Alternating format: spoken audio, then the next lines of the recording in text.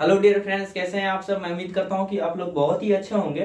तो चलिए, आज हम लोग का 5वां क्लास है प्रकाश का। तो आज हम लोग खास करके उत्तल दर्पण के बारे में पढ़ेंगे कि उत्तल दर्पण क्या होता है, कैसे होता है, इसका उपयोग क्या है और इसकी विशेषता क्या है। इसके बाद इसमें हम किरण आरेख के बारे में भी जानेंगे। तो चलिए हम स्टार्ट करते हैं और देखते हैं कि उत्तल दर्पण क्या होता है। तो देखिए, सबसे पहले मैं आप लोग को सजेस्ट करूंगा कि अभी तक मेरे 4 क्लास हुए हैं प्रकाश के, चारों क्लास को आप लोग जरूर देखना, क्योंकि वहां पे प्रकाश के बारे में तथा उनके रिलेटेड टर्म को बताया गया है। साथ में उत्तल दर्पण अवतल दर्पण तथा समतल दर्पण दोनों मैंने पढ़ा चुका हूँ। ठीक है, बहुत ही अच्छे तरीका से आपको समझ में आएगा। अगर यहाँ से आप लोग चालू करते हैं तो हो सकता है आपको बहुत सारी चीज की जानकारी प्राप्त ना हो पाए। ठीक है, तो मैं उम्मीद करता हूँ कि आप लोग शुरू से ही लेक्चर को अटेंड करना। तो चलिए यहाँ पे देखते हैं कि उत्तल दर्पण क्या होता है। तो देखिए, इसका परिभाषा मैंने लिखा है कि उत्तल दर्पण क्या होता है कि वह गोलीय दर्पण। पहला देखिए, यहाँ पे आपको गोलीय दर्पण समझ में नहीं आता होगा अगर आपने पहले की क्लास को नहीं देखा है। ठीक है, तो आप जरूर जाके देखना। तो वह गोलीय दर्पण जिसका परावर्तक सतह क्या होता है, बाहर की ओर क्या होता है, उठा हुआ होता है, या आप बोल सकते हैं कि बाहर की ओर वक्रित रहता है, यानी टेढ़ा रहता है। तो ये होता है मेरा उत्तल दर्पण। की देखिए यहाँ पे ऐसे करके एक उत्तल दर्पण होता है। इस भाग को हम क्या करते हैं, अगर कलर कर देते हैं तो मेरा दर्पण बन जाता है। और ये होता है इसका परावर्तक सतह होता है, यानी इस भाग को हम क्या बोलेंगे, परावर्तक सतह है। परावर्तक सतह होता है, क्योंकि आपको पता होना चाहिए कि जैसे कोई भी दर्पण रहता है तो दर्पण शीशा का जनरली कांच का बना होता है। तो उसका एक भाग अगर हम जब तक कलर नहीं करते हैं तो वो क्या होता है कि दर्पण का रूप नहीं होता है, क्योंकि प्रकाश का परावर्तन नहीं हो पाता है।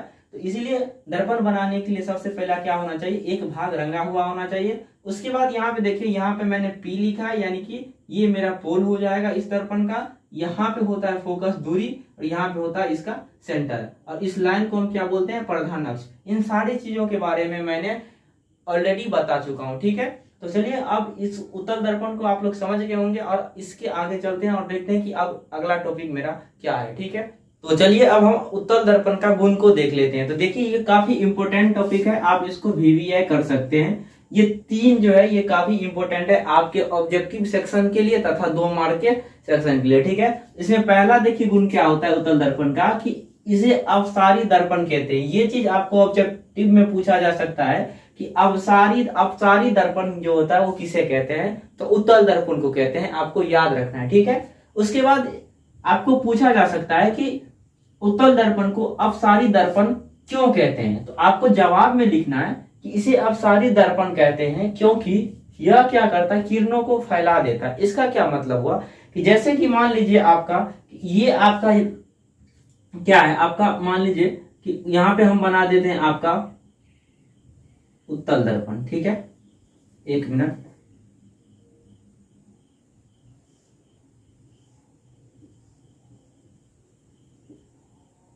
ये आपका मैंने उत्तल दर्पण बना दिया। ठीक है, ठीक है, ये उत्तल दर्पण मान लीजिए कि ये उत्तल दर्पण है। तो क्या होगा कि जब मान लीजिए यहां से प्रकाश की किरणें ऐसे आ रही होगी तो ये क्या करेंगे, ऐसे आपस में फैला देंगे, विभिन्न दिशाओं में फैला देंगे।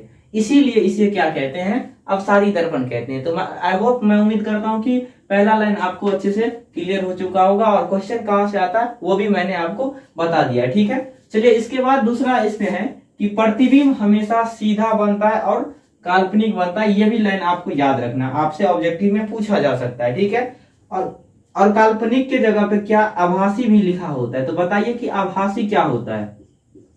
आभासी का भी मतलब होता है काल्पनिक ही। तो हो सकता है कि आपके ऑब्जेक्टिव सेक्शन के में पूछ दिया जाए कि सीधा और काल्पनिक, यानी ऑप्शन में दे दिया जाए काल्पनिक को हटा के आभासी। ठीक है, तो घबराना नहीं है, काल्पनिक और आभासी का मतलब सेम होता है। ठीक है, तो ये भी लाइन आपको क्लियर हो चुका होगा कि उत्तल दर्पण में जो होता है वो प्रतिबिंब हमेशा सीधा और काल्पनिक बनता है या आभासी बनता है। उसके बाद तीसरा पॉइंट क्या है कि प्रतिबिंब वस्तु से छोटा बनता है, यानी जितना आकार का जो वस्तु रहता है ना उससे छोटा बनता है। किसमें, उत्तल दर्पण में बनता है। ठीक है, तो आपको याद रखना है। तो चलिए, ये था उत्तल दर्पण का गुण। अब हम उत्तल दर्पण का उपयोग जान लेते हैं। वहां से भी ऑब्जेक्टिव में अच्छे खासे क्वेश्चन पूछ लिए जाते हैं, 2-3 1 नंबर का क्वेश्चन पूछ लिए जाते हैं। ठीक है, तो चलिए देखते हैं अब उत्तल दर्पण के गुण के बारे में, गुण नहीं, उत्तल दर्पण के उपयोग के बारे में। ठीक है, तब तक आप इसे नोट कर सकते हैं।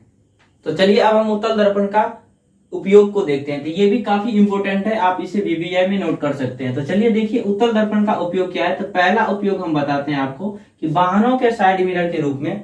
वाहनों के साइड मिरर के रूप में क्या कहने का मतलब है कि आपने कभी मोटरसाइकिल चलाया होगा, उसमें भी 2 आईना लगा रहता है। ट्रक में, बस में इत्यादि सभी वाहनों में जो दर्पण लगा रहता है वो होता है आपका उत्तल दर्पण। तो देखिए उत्तल दर्पण का आखिर क्यों यूज किया जाता है ये समझना आपके लिए काफी इंपॉर्टेंट है। तो देखिए उत्तल दर्पण का एक खासियत क्या होता है कि ये पीछे जितना अगर आप गाड़ी चला रहे हैं ना तो उनके पीछे का चित्र दिखाता है। तो देखिए आप जब गाड़ी चलाते हैं तो उन आपके पीछे में एक बड़ा क्षेत्र दिखाता है। क्यों दिखाया जाता है? ताकि बड़े क्षेत्र में यानी पूरे रोड को कवर कर दिया जाता है। इस दर्पण का यही खासियत होता है ताकि आप सभी गाड़ी आ रहे हैं ना उन सभी गाड़ी को आप आसानी से देख पाते हैं। क्यों?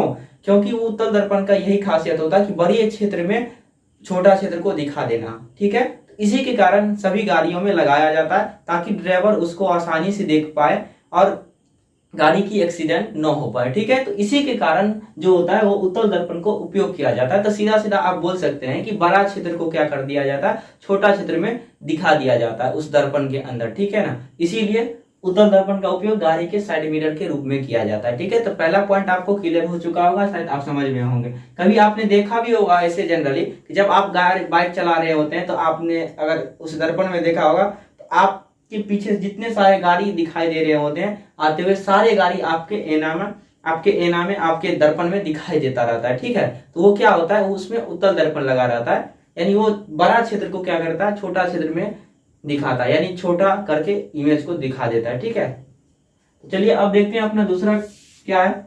दूसरा पहला है कि धूप चश्मा। धूप चश्मा में भी किसका उपयोग किया जाता है? तो उत्तल दर्पण का। क्यों किया जाता है? जैसे धूप चश्मा हुआ, धूप चश्मा तो इसीलिए किया जाता है कि उत्तल दर्पण में आपने अभी मैंने जस्ट पढ़ा था उसके गुण में कि उत्तल दर्पण का एक गुण होता है जिसे हम क्या कहते हैं, अपसारी कहते हैं। अपसारी क्या होता है कि प्रकाश की किरण जो आ रही होती है वो प्रकाश की किरण को विभिन्न दिशाओं में फैला देता है। तो पहला गुण मैंने पढ़ा था, यही रीजन है कि जैसे आपने चश्मा लगाया है उसमें अगर समांतर किरण आ रही है तो वो क्या करे, आंख पे न पड़ के वो विभिन्न दिशाओं में फैला दे। अगर मान लीजिए कि मैंने चश्मा इधर ऐसे पहना हुआ हूं तो इस पे अगर मान लीजिए ये मेरा आंख का क्षेत्र है तो इसमें क्या होगा, फैला देगा, न कि आंख के एक ही पोजीशन पे करेगा। अगर एक ही पोजीशन पर लाइट जाएगा तो क्या होगा, हमें आंख से परेशानी हो जाएगा, तब फिर फायदा क्या होगा, हमें धूप चश्मा लगा के। तो इसी के कारण क्या कर दिया जाता है, तो जो चश्मा होता है ना उसमें अवतल दर्पण का उपयोग किया जाता है ताकि किरण को, प्रकाश के समांतर किरण को फैला दिया जाए। अगर मान लीजिए अवतल दर्पण का उपयोग कर देता है तो क्या होता है,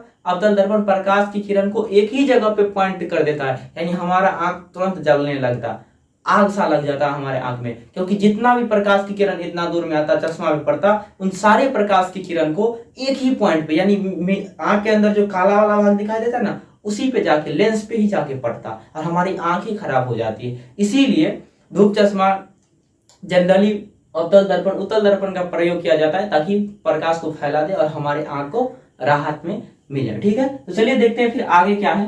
कैमरा में भी क्या कर दिया जाता है, इस उत्तल दर्पण का ही प्रयोग किया जाता है। ठीक है, तो उसके बाद स्ट्रीट लाइट होता है। स्ट्रीट लाइट ये क्या होता है, स्ट्रीट लाइट का कहने का मतलब हुआ कि जब आप रोड पे कभी चलते होंगे तो रोड पे जो लाइट लगे रहते हैं तो उसमें क्या खासियत है, आखिर स्ट्रीट लाइट में उत्तल दर्पण में क्यों यूज किया जाता है, उत्तल दर्पण का क्यों यूज किया जाता है, ताकि क्या हो कि जो आपके स्ट्रीट लाइट में जो एलईडी लगा रहता है, छोटा सा एलईडी, उसके प्रकाश को क्या करे, अपसारी कर दे, यानी विभिन्न दिशाओं में फैला दे। आपने अभी जस्ट पढ़ा था कि उत्तल दर्पण का गुण होता है कि विभिन्न दिशाओं में प्रकाश की किरण को फैला देता है।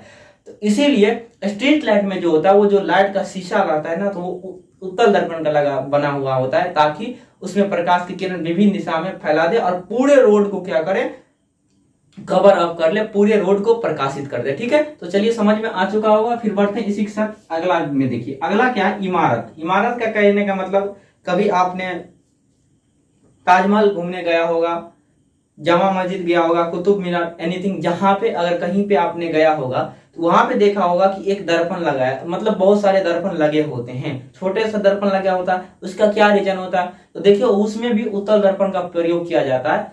क्यों किया जाता है, अगर आपने ध्यान से देखा होगा तो उस दर्पण में आपका बड़ा सा, जैसे ताजमहल है ना, तो ताजमहल बड़ा सा है, उस इमारत में लगा रहता है, या इमारत के साइड में कहीं दीवार पे लगा रहता है, या गेट पे लगा रहता है, ताकि उस बड़े से चित्र को आप कभी छोटा करके भी देख सके, उसमें पूरा ताजमहल दिखाई देने लगता है। इसीलिए इमारत में क्या होता है कि उत्तल दर्पण का उपयोग किया जाता है। ठीक है, तो ये था आपका कुछ इंपोर्टेंट नोट्स उत्तल दर्पण के उपयोग के बारे में। तो ये सभी आपको याद रखना है, यहां से 1 या 2 नंबर का क्वेश्चन जरूर ही जरूर आता है। ठीक है, तो चलो अब देखते हैं अगले कंसेप्ट क्या, आप लोग इसको नोट कर सकते हैं। अब हम बढ़ते हैं आगे। ठीक है, तो देखिए अब मेरा अगला टॉपिक क्या है कि उत्तल दर्पण में बना प्रतिबिंब की प्रकृति, यानी प्रकृति क्या होगा, यानी नेचर क्या होगा, स्थिति क्या होगा तथा आकार कैसा होगा। इसमें आपको 2 केस पढ़ना था, अवतल दर्पण में मैंने 6 केस पढ़ा था। ठीक है, इसमें 2 ही केस होता है। तो यहाँ पे देखिए पहला केस क्या होता है, यहाँ पे आप लोग को भी इसी तरीका से बनाना है और समझना है कि पहला आपको ऐसे बनाना है कि वस्तु की स्थिति लिखना है, फिर प्रतिबिंब, आकार और प्रकृति, ये 4 चीजें आपको ऊपर में देना है, फिर एरो बनाना है। देखिए पहला में क्या है कि जब वस्तु की स्थिति अनंत पे होगा, यानी वस्तु को जब उत्तल दर्पण के सामने वस्तु को अनंत पे रख दे, यानी बहुत बड़ा दूरी पर रख दे, तब जो प्रतिबिंब बनता है ना वो एफ पे बनता है, यानी फोकस पे बनता है। ऐसा ही केस कहाँ था, तो अवतल दर्पण में भी था। अवतल दर्पण में भी यही था कि जब हम वस्तु को अनंत पे रखते थे तो मेरा प्रतिबिंब फोकस पे बनेगा। ठीक है, और जब फोकस पे रखते थे अवतल दर्पण में तो अनंत पे बनता था। ठीक है, तो यहाँ पे भी सेम केस है, तो एफ पर बनेगा, लेकिन कहाँ पे, दर्पण के पीछे बनता है। तो आपको याद रखना हमेशा के लिए कि उत्तल दर्पण में ना हमेशा प्रतिबिंब दर्पण के पीछे ही बनेगा। ठीक है ना, उसके बाद देखिए जब एफ पर बनता है और दर्पण के पीछे, तो वस्तु का आकार जो होगा, यानी प्रतिबिंब का आकार होगा बहुत छोटा होगा, इस पॉइंट साइज के बराबर होगा, पॉइंट के बराबर होगा। ठीक है, और प्रकृति कैसा होगा, आभासी होगा। आभासी का मतलब काल्पनिक, इसीलिए मैंने काल्पनिक के बदला आभासी ही लिखा है। काल्पनिक और सीधा, यानी आभासी और सीधा आप बोल सकते हैं। ठीक है, तो देखिए यहाँ पे प्रकृति जो होगा ना, यहाँ पे भी आभासी और यहाँ पे भी आभासी और सीधा, क्योंकि पूरे उत्तल दर्पण में ना हमेशा प्रतिबिंब की प्रकृति आपको बताना है आभासी और सीधा, आभासी और सीधा। ठीक है, और हमेशा जो बनेगा ना वो छोटा बनेगा। तो पहला केस में बहुत छोटा बनेगा, दूसरा केस में छोटा बनेगा।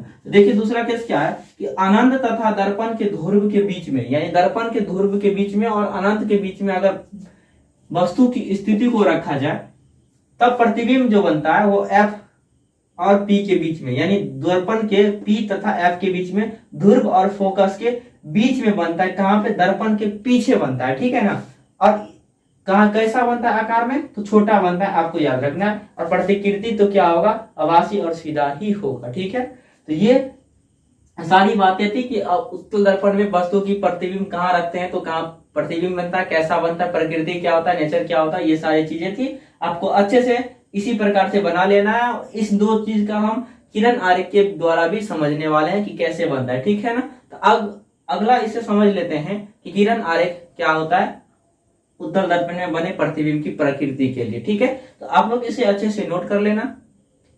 अब हम देखते हैं कि उत्तल दर्पण द्वारा बना प्रतिबिंब का किरण आरेख। तो किरण आरेख में जो पहला क्या है, तो देखिए पहला में क्या था, आपने पढ़ा था कि वस्तु को हमने यहाँ पे रख लिया है कि मान लीजिए ये तीर जो है ना, ये तीर ए नाम का कोई वस्तु है। ठीक है, और अब क्या है, इसको मैंने अनंत पे रखा है, यानी बहुत बड़ी दूरी पे रखा है। कहां पे, तो अनंत पे रखा है,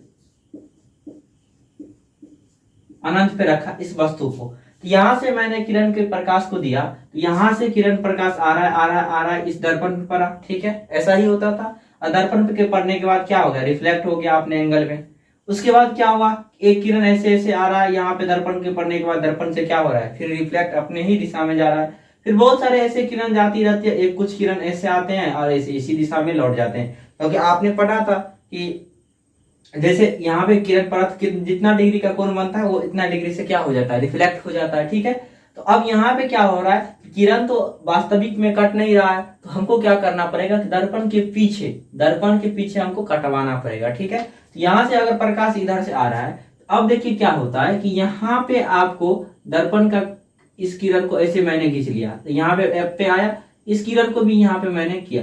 देखिए यहाँ पे आके मीट करता है, और जिस पॉइंट पे आके मीट करता है, यानी प्रकाश की किरण कटने लगती है, उस पॉइंट पे जाके मेरा वस्तु का इमेज बनता है, प्रतिबिंब बनता है। ठीक है, तो प्रतिबिंब कहाँ पे बनेगा, तो इस एफ पे बनेगा। इसी प्रकार से आपको किरण ड्रॉ कर लेना अच्छे तरीका से।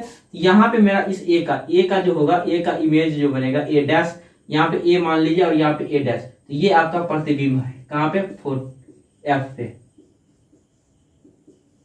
ठीक है, तो ये आपका वस्तु है। तो ये था आपका किरण आरेख। तो मैं उम्मीद करता हूं कि आप लोग समझ गए होंगे पहली क्या थी, और अब हम देखते हैं कि दूसरा क्या होता है। ठीक है, तो दूसरा केस में देखिए क्या है कि मैंने वस्तु को यहाँ पे रखा है। कहाँ पे, तो अनंत के बीच में। ये अनंत रहा और एफ ये पी रहा, अनंत। यानी दूसरा केस मैंने अभी आपको पढ़ाया था कि पी और एफ अनंत के बीच में रखे हैं। तो ए नाम का कोई वस्तु था, यहां से मैंने रखा है, और यहाँ पे क्या हो रहा है कि प्रकाश की किरण इस दर्पण पे पड़ा, दर्पण पड़ने के बाद यहाँ पे क्या हो गया, रिफ्लेक्ट हो गया। ठीक है, और रिफ्लेक्ट हुआ, उसके बाद क्या हुआ, एक किरण ऐसे आया, यहाँ पे आके सेंटर पे मिल रहा है। ठीक है, सेंटर पे मिलने के बाद फिर पुनः अपने दिशा में ऐसे लौट रहा है, ये इधर से लौट जाता है। और अब क्या होता है कि यहाँ पे देखिए, तो यहाँ पे इस किरण को काटने के लिए हम इस किरण को पीछे ऐसे बढ़ा दिया। जब पीछे बढ़ाया तो यहाँ पे आके कट कर रहा है। तो यहाँ पे आप छोटा सा देख रहे होंगे, तो छोटा सा यहाँ पे देख रहे होंगे, तो यहाँ पे यही इसी वस्तु का जो है वो छोटा सा प्रतिबिंब बन रहा है, जिसका नाम ए डैश है। ठीक है, तो इसी प्रकार से उत्तल दर्पण का सेकंड केस समाप्त होता है यहाँ से, और इसी के साथ उत्तल दर्पण भी समाप्त होता है। तो मैं उम्मीद करता हूँ कि सारे उत्तल दर्पण के कंसेप्ट आपको अच्छे से क्लियर हो चुके होंगे। जिस पॉइंट पे भी आपको डाउट है, उस पॉइंट पे जाके थोड़ा हमें कमेंट बॉक्स में लिख देना भाई कि यहाँ पे हमको नहीं समझ में आया। मैं उस टॉपिक पे अगले वीडियो में जरूर उस चीज को क्लियर करूंगा। और अगर आप लोग को समझने में थोड़ा दिक्कत है तो कृपया एक चीज और आप कर सकते हैं कि उस पॉइंट में जाके लेक्चर को दोबारा देखना। ठीक है, तो देखिए यहाँ पे अगर आपको स्पष्ट नहीं आ रहा है, एक चीज इसका मैं बना के दिखा दे रहा हूँ। यहाँ पे देखिए, मैंने एक दर्पण ऐसे बनाया, यहाँ पे पी, इसको ऐसे बनाया, यहाँ पे एफ होता है, यहाँ पे सी होता है। ठीक है, यहाँ पे वस्तु को यहाँ पे मैंने अनंत पे रखा और पी के बीच में रखा, यानी ए का वस्तु, ए नाम का वस्तु यहाँ पे था। प्रकाश की किरण ऐसे पड़ी, ऐसे जाती है, उसके बाद एक किरण ऐसे आई, सी पे पड़ा, और इस किरण को मैंने ऐसे बढ़ाया, तो यहाँ पे देखिए कट कर रहा है और यहाँ पे कट कर रहा है, तो इसी वस्तु का नाम ए डैश होता है। ठीक है, तो ये था आपका सेकंड केस। तो मैं उम्मीद करता हूँ कि सारे केस आपको अच्छे से क्लियर हो चुके होंगे, और इसी के साथ उत्तल दर्पण मेरा समाप्त होता है। ठीक है, तो मिलते हैं फिर अगले वीडियो में अगले टॉपिक के साथ। ठीक है, तो चलिए, अगर आपको वीडियो अच्छी लगी हो तो कृपया वीडियो को लाइक करते जाए और चैनल को भी सब्सक्राइब कर लीजिए, ताकि आपको किसी भी प्रकार का कोई भी वीडियो छूटा ना रहे आपसे। ठीक है, और अपने दोस्त में भी जरूर शेयर करना। ठीक है मेरे भाई, चलो मिलते हैं अगले वीडियो में। पढ़ते रहो, घर पे रहो और मस्त रहो।